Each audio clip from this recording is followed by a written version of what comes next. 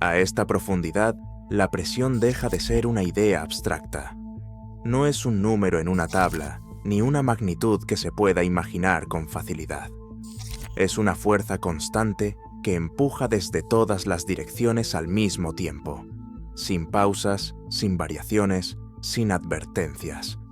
Cada centímetro del agua que rodea el cuerpo acumula el peso de kilómetros de océano por encima, comprimiendo todo de forma uniforme, continua e inevitable. Aquí, el metal deja de comportarse como metal. Estructuras de acero diseñadas para soportar cargas extremas comienzan a deformarse lentamente bajo la presión. No se rompen de forma violenta, se curvan, se fatigan. Tornillos se doblan, juntas se tensan. Superficies rígidas ceden con el paso de las horas. El tiempo deja de ser un aliado. El agua deja de ser un medio neutro. Se convierte en un peso. No hay luz, no hay horizonte, no hay referencias claras. El sonido no viaja de forma limpia. Se distorsiona al atravesar capas de agua con densidades distintas. Se fragmenta, rebota y pierde definición. La orientación deja de ser fiable. El concepto mismo de arriba y abajo empieza a perder sentido. Incluso los instrumentos humanos fallan. Sensores de presión fluctúan. Lecturas electrónicas se vuelven erráticas. La percepción deja de ser absoluta y se vuelve ambigua. Y aún así, en este entorno donde todo parece diseñado para aplastar, borrar y disolver, algo de más de 10 metros de longitud se desplaza con calma a través de la columna de agua oscura. No huye, no acelera, no parece luchar contra nada. Se mueve lentamente, como si el océano profundo no fuera un obstáculo, sino una condición asumida desde siempre. Como si la presión, la oscuridad y el silencio no fueran amenazas, sino el estado normal del mundo. Durante siglos, el calamar gigante fue una explicación cómoda. No una respuesta real, sino una forma de cerrar conversaciones incómodas. Cuando algo no se entendía en el mar, cuando un barco desaparecía sin dejar rastro, cuando una red de pesca regresaba destrozada desde aguas profundas, bastaba con invocar al monstruo. Tentáculos emergiendo desde la oscuridad, ojos gigantes observando desde abajo, fuerzas invisibles tirando desde el fondo del océano, relatos repetidos en puertos y tabernas, exagerados y deformados con cada narración. El calamar gigante no servía para explicar la naturaleza, servía para explicar la ignorancia. Era útil precisamente porque no podía comprobarse. Y todo lo que no puede comprobarse acaba compartiendo territorio con el miedo. La ciencia moderna reaccionó de la forma opuesta. No negó su existencia, simplemente la ignoró. No porque fuera imposible, sino porque no era demostrable bajo sus reglas. No había observaciones directas en su entorno natural. No había cadáveres completos en buen estado. No había datos repetibles obtenidos bajo condiciones controladas. Y en ciencia, aquello que no puede medirse con precisión tiende a desaparecer del interés. Así, el calamar gigante quedó archivado junto a sirenas y serpientes marinas. No refutado, simplemente descartado. Pero el océano no responde a consensos humanos. No le importa lo que consideramos razonable. No ajusta su contenido a nuestras categorías ni a nuestras expectativas. A finales del siglo XIX, comenzaron a aparecer indicios difíciles de encajar en esa narrativa cómoda.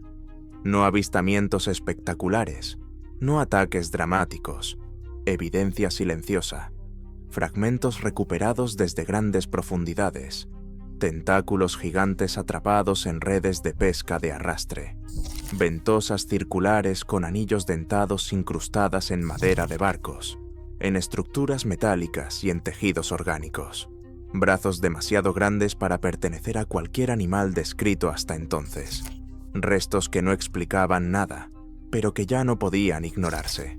Y luego llegaron las cicatrices, los cachalotes, los mayores depredadores dentados del planeta comenzaron a mostrar marcas que no encajaban con ningún enfrentamiento conocido.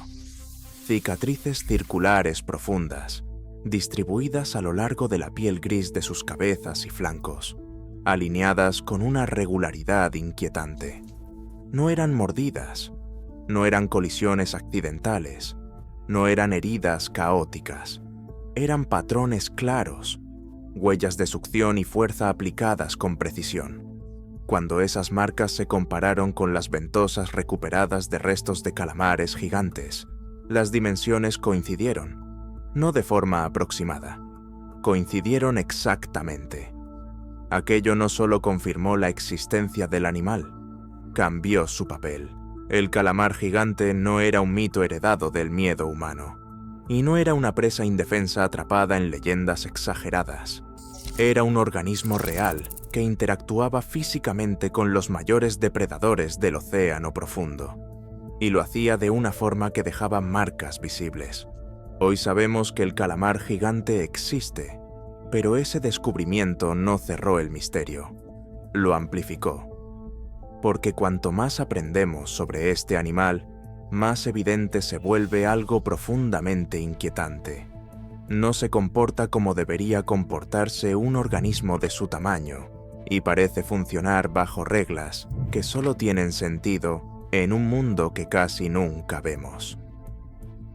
El calamar gigante habita principalmente entre los 300 y los 1000 metros de profundidad, aunque algunos indicios sugieren que puede descender aún más. Para un ser humano, 1000 metros es solo una cifra, 1 kilómetro, algo que se recorre en minutos en horizontal. Pero en el océano, cada metro hacia abajo transforma el entorno de forma radical. La luz solar se debilita rápidamente. A los 200 metros, la fotosíntesis deja de ser posible. No hay plantas, no hay algas, no hay producción primaria local. Toda la vida depende de lo que cae desde arriba. Fragmentos de organismos, restos de animales muertos y partículas microscópicas descienden lentamente a través del agua como una nevada constante conocida como nieve marina. Pero esa nieve no es abundante, no es uniforme, no es fiable. Llega cuando quiere, en cantidades impredecibles, y rara vez alcanza para sostener cuerpos grandes durante largos periodos de tiempo. En la superficie, los animales grandes dependen de ecosistemas ricos, visibles y dinámicos. En profundidad, no existe nada parecido. Cada caloría es incierta. Cada error se paga caro. El entorno no ofrece segundas oportunidades. A esto se suma la presión. A 1000 metros de profundidad, cada centímetro del cuerpo soporta más de 100 veces la presión atmosférica de la superficie. No es una fuerza puntual, es una compresión continua que no permite descanso. Todo lo que contiene aire se convierte en un punto de fallo inmediato. Los tejidos rígidos se fracturan. Los sistemas diseñados para funcionar con gas colapsan sin aviso. Para la mayoría de los animales grandes, este entorno no es hostil, es incompatible. Y sin embargo, el calamar gigante no solo entra en este mundo, parece haber evolucionado específicamente para funcionar dentro de él. Empecemos por el tamaño. El calamar gigante puede superar los 10 metros de longitud, convirtiéndose en uno de los invertebrados más grandes que han existido. Pero el tamaño, por sí solo, no es lo verdaderamente extraño.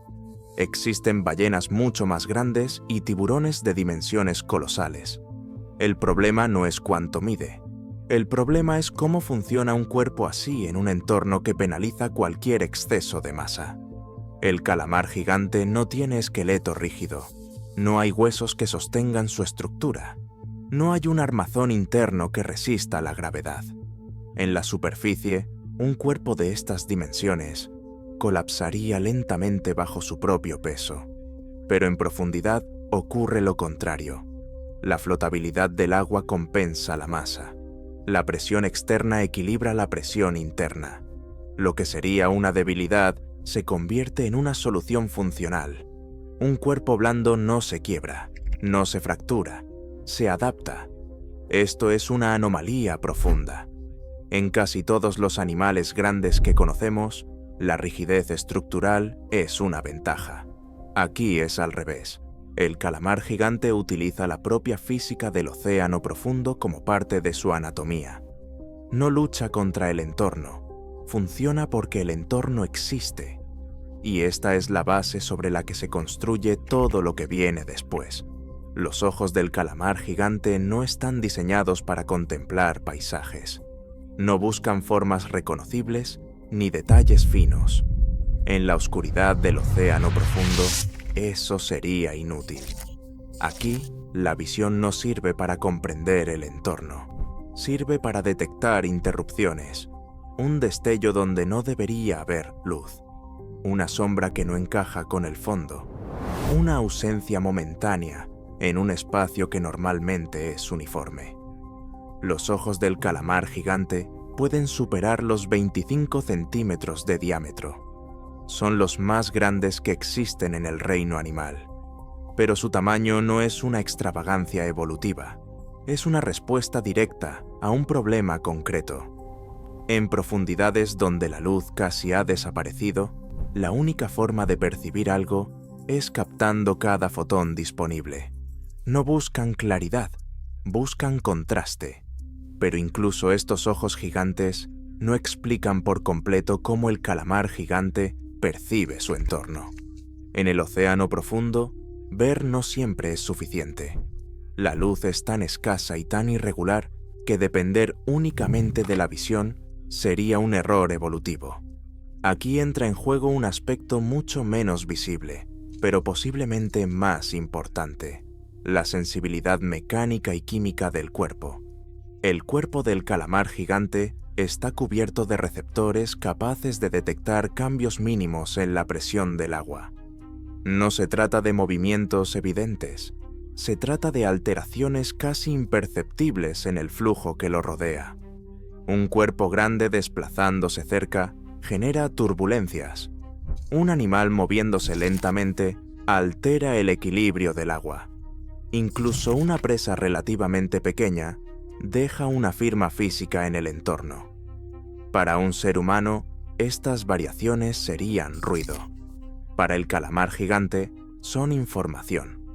Esto significa que su percepción no está limitada a lo que ve, sino a lo que siente a través del agua misma. El océano no es solo el lugar donde vive, es el canal por el que recibe datos. Cada movimiento cercano deja una huella física que su cuerpo puede interpretar. Esta forma de percepción es profundamente distinta a la nuestra. No hay imágenes claras, no hay identificación visual detallada. Hay gradientes, cambios y desviaciones mínimas en un entorno que normalmente es estable.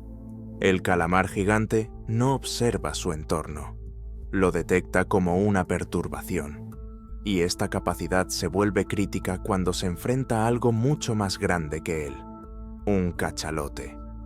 Cuando un cachalote desciende hacia las profundidades, no lo hace en silencio. Su cuerpo desplaza enormes volúmenes de agua.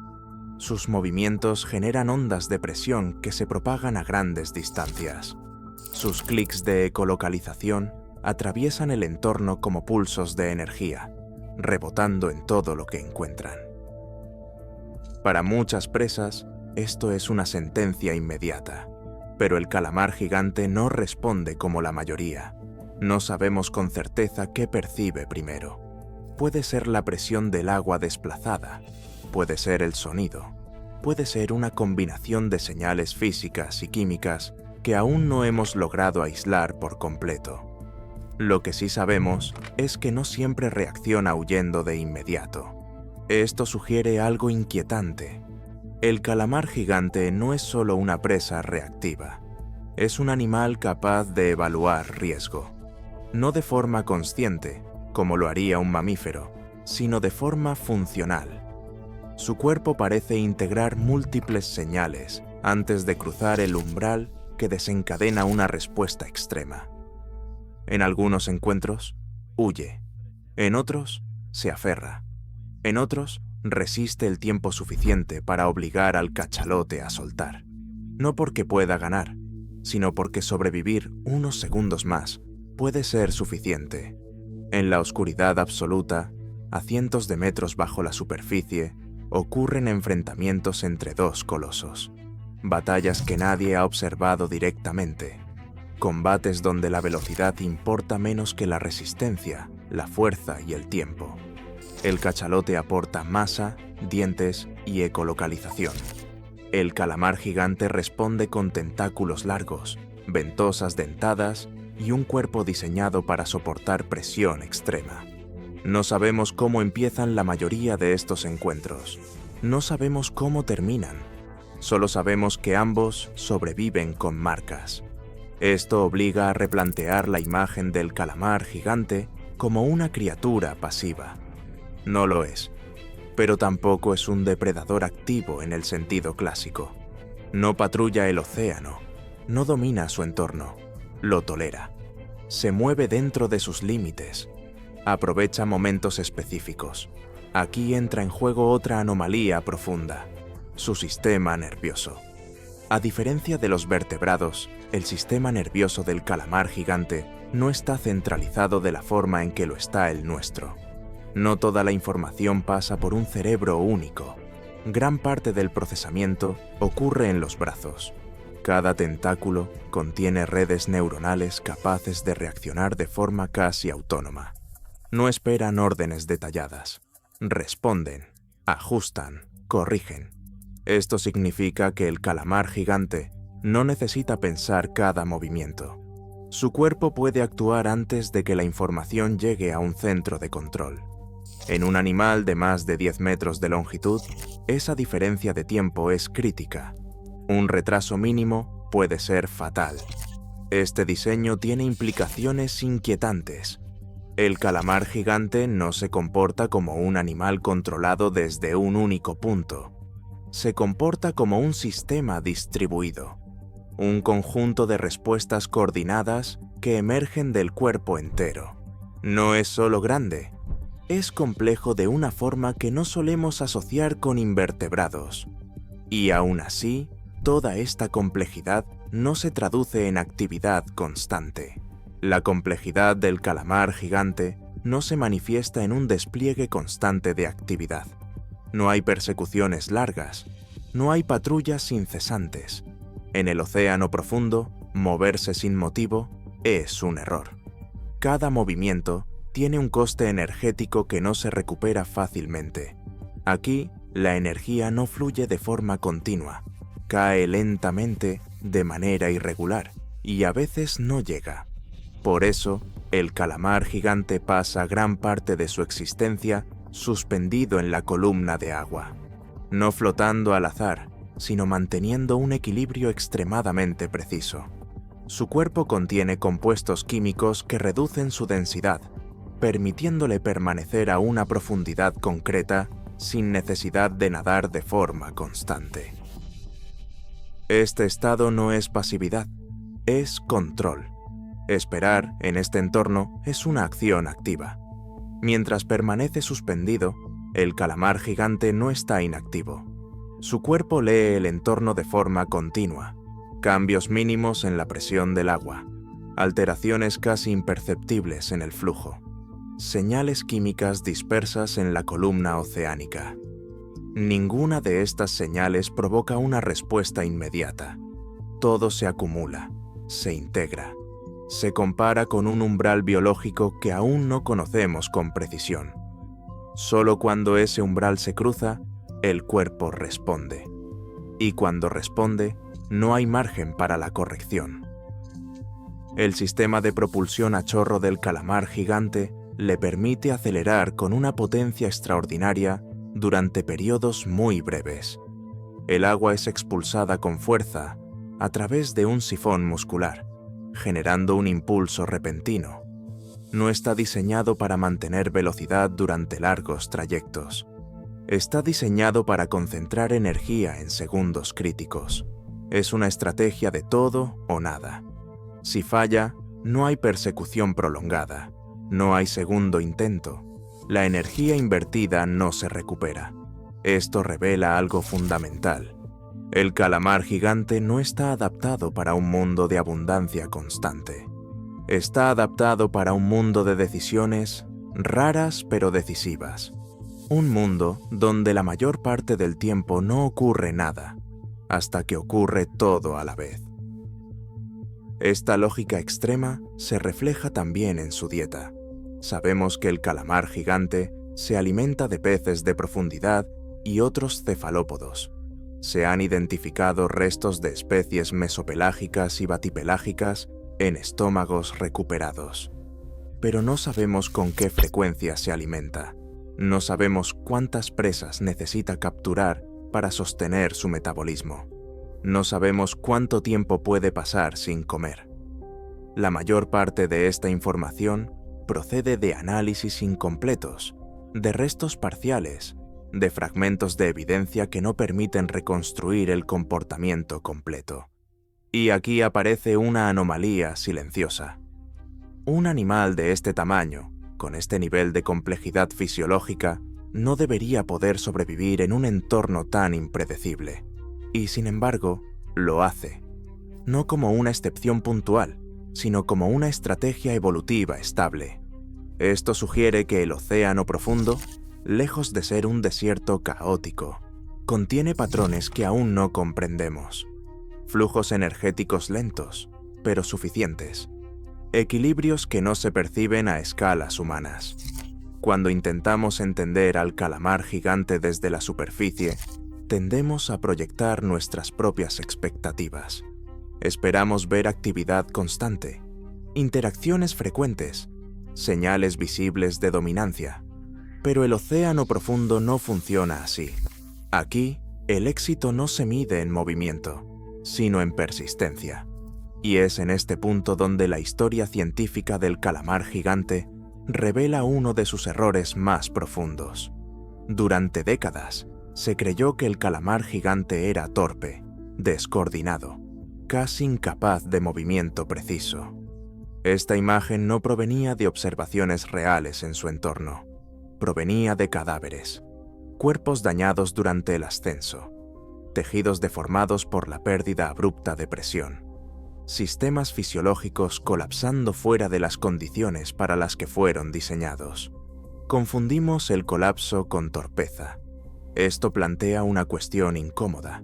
Si el calamar gigante es capaz de percibir, evaluar y responder con tanta precisión, ¿por qué durante tanto tiempo lo consideramos un animal torpe?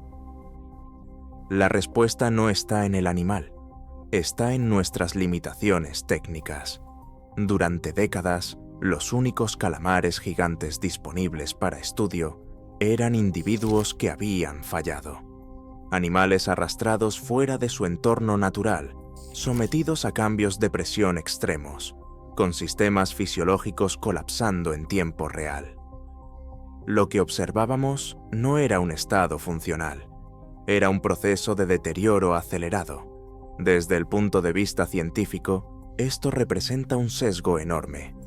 Es como intentar comprender el vuelo de un ave observándola después de romperle las alas. El comportamiento resultante no dice nada sobre cómo funciona realmente en su entorno. Y sin embargo, durante mucho tiempo, eso fue exactamente lo que hicimos con el calamar gigante.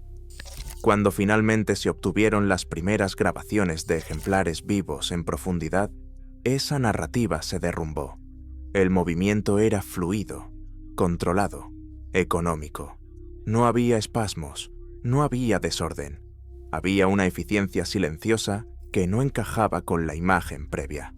Este error no es exclusivo del calamar gigante. Es un patrón recurrente en el estudio del océano profundo. Extraemos organismos diseñados para funcionar bajo presión extrema. Los llevamos a la superficie, donde su fisiología deja de funcionar correctamente, y luego interpretamos ese fallo como una característica real. En el caso del calamar gigante, este sesgo retrasó durante décadas una comprensión más precisa de su naturaleza. No lo subestimamos por falta de datos, sino por interpretar mal los datos que teníamos. Y aun corrigiendo ese error, seguimos enfrentándonos a una zona de ignorancia aún mayor. Su ciclo vital, la reproducción del calamar gigante, es quizá el vacío más grande de conocimiento que tenemos.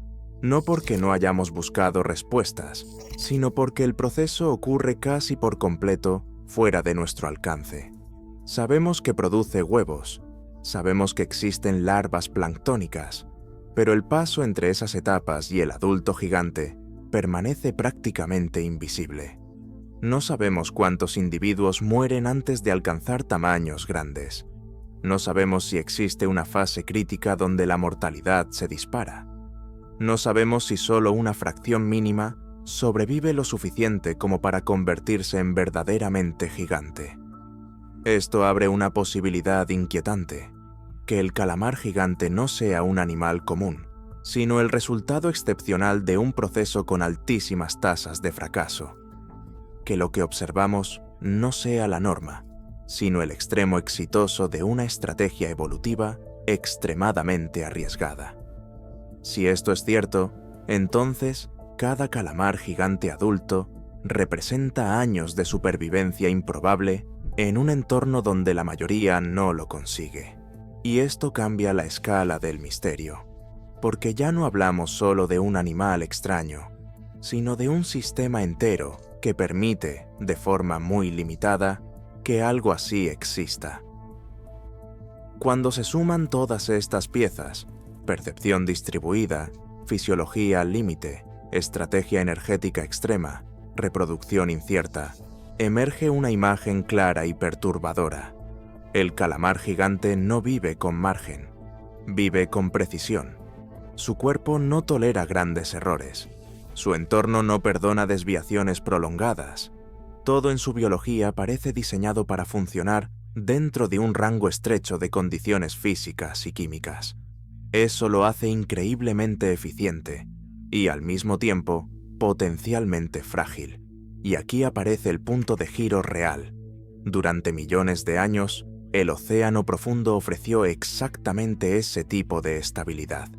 Cambios lentos, variaciones mínimas. Un sistema que, aunque extremo, era predecible a escala evolutiva. Las corrientes profundas se movían despacio. La temperatura variaba poco. La química del agua permanecía estable durante periodos inmensos de tiempo. Pero cuando ese equilibrio se altera, incluso de forma ligera, las consecuencias pueden ser desproporcionadas. El océano profundo no está aislado, está amortiguado. Los cambios no llegan de inmediato, pero llegan. La temperatura media del océano aumenta de forma gradual. El oxígeno disuelto disminuye en determinadas regiones. La química del agua se modifica lentamente, pero de manera persistente. Para muchos organismos de superficie, estos cambios parecen pequeños, apenas perceptibles, pero para sistemas biológicos ajustados al límite pueden ser decisivos. Y aquí, el calamar gigante deja de ser solo un misterio fascinante. Se convierte en un indicador. Su fisiología está optimizada para condiciones muy concretas: agua fría, bajo contenido de oxígeno, presión extrema, energía irregular. Todo en su cuerpo parece calibrado con una precisión milimétrica. Eso lo hace extraordinariamente eficiente dentro de su nicho y vulnerable fuera de él. No sabemos cómo responde a variaciones sostenidas de temperatura en el océano profundo. No sabemos si su sistema de transporte de oxígeno mantiene la misma eficacia cuando el entorno cambia ligeramente. No sabemos si las especies de las que depende como alimento se ven afectadas antes que él, alterando su supervivencia de forma indirecta. Y hay algo aún más inquietante. No sabemos ni siquiera cuántos calamares gigantes existen. No hay censos globales, no hay estimaciones fiables, no hay series temporales largas que permitan detectar tendencias. No sabemos si son raros o relativamente comunes en determinadas regiones del océano. No sabemos si sus poblaciones están aumentando, disminuyendo o permaneciendo estables. No sabemos si hemos observado solo una fracción mínima de lo que realmente existe, o si ya estamos viendo los límites de su abundancia. Esta falta de datos no es un fallo puntual, es estructural. Explorar de forma sistemática el océano profundo sigue siendo extraordinariamente difícil. Cada inmersión con vehículos operados remotamente es breve. Cada observación es fragmentaria. Cada registro depende de tecnología limitada por presión, oscuridad y tiempo. El calamar gigante se mueve en un entorno continuo que no podemos replicar ni controlar. No podemos traer ese mundo a la superficie sin destruirlo. Y no podemos permanecer en él el tiempo suficiente para comprenderlo plenamente. Desde esta perspectiva, el calamar gigante ocupa una posición extraña. Es uno de los animales más grandes del planeta y al mismo tiempo uno de los menos comprendidos. Vive en el hábitat más extenso de la Tierra y aún así permanece casi invisible para nosotros. Esto dice menos sobre el calamar gigante y más sobre nuestros propios límites. Durante siglos, asumimos que lo desconocido era raro, que lo extraño era una anomalía, que lo incomprensible ocupaba los márgenes de la realidad. Pero el océano profundo sugiere lo contrario. Sugiere que lo que no entendemos puede ser la norma y que lo familiar es solo una fracción superficial de algo mucho más amplio. El calamar gigante no desafía la biología, desafía nuestras suposiciones sobre dónde mirar. No es un monstruo, no es una aberración, no es un accidente evolutivo. Es una respuesta coherente a un mundo extremo. Su cuerpo blando, su sangre azul basada en cobre, sus 3 corazones, su sistema nervioso distribuido, su estrategia de espera prolongada y ráfagas breves de movimiento. Todo encaja cuando se observa desde la lógica del océano profundo. Una lógica que no prioriza la velocidad constante, ni la abundancia visible, ni el control permanente. Prioriza la eficiencia silenciosa, la persistencia, la adaptación al límite. Y quizás lo más inquietante de todo no sea que exista un animal así. Quizás lo más inquietante sea que haya existido siempre, ahí abajo, funcionando bajo reglas distintas, mientras nosotros construíamos mitos para explicar su ausencia. El océano profundo no está vacío, nunca lo estuvo, simplemente ocurre fuera de nuestra mirada. Si quieres seguir explorando los lugares donde la ciencia todavía no tiene todas las respuestas, este espacio existe para eso, porque cuanto más profundo miramos, más evidente se vuelve que lo que llamamos normal solo describe la superficie.